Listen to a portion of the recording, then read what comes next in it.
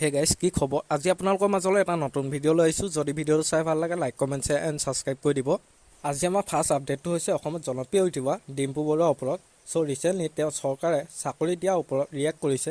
তেওঁ এই বুলি লিখিছে যে চৰকাৰী চাকৰি দিছে ভাল লাগিছে পিছে দৰমহাটো বস্তুৰ দাম বঢ়াই বা টেক্সৰ পইচা দিব চৰকাৰে তাৰ লগতে যদি ভাল ভাল ডাঙৰ কোম্পানী দুটামান অসমত চৰকাৰে লৈ আহি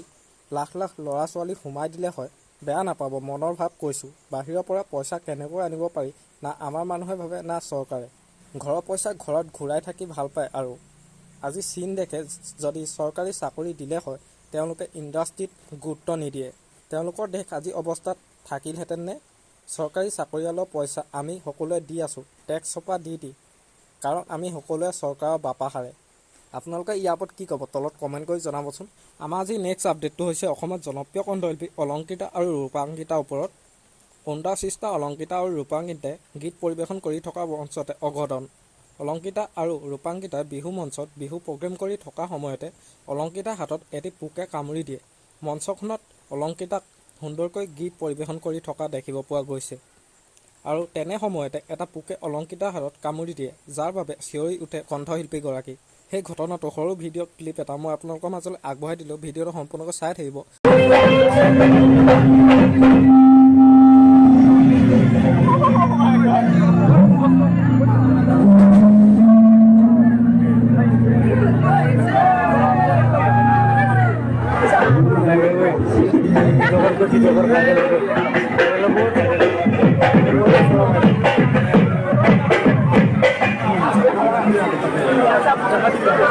ভিডিঅ'টো আজি ইমানেই আছিল যদি ভিডিঅ'টো চাই ভাল লাগিলে যিমান পাৰে শ্বেয়াৰ কৰি দিব আৰু নতুনকৈ চেনেলটো কোনোবাই ছাবস্ক্ৰাইব কৰি ল'ব আজিলৈ বাই বাই মৰয়াৰ দুপাখি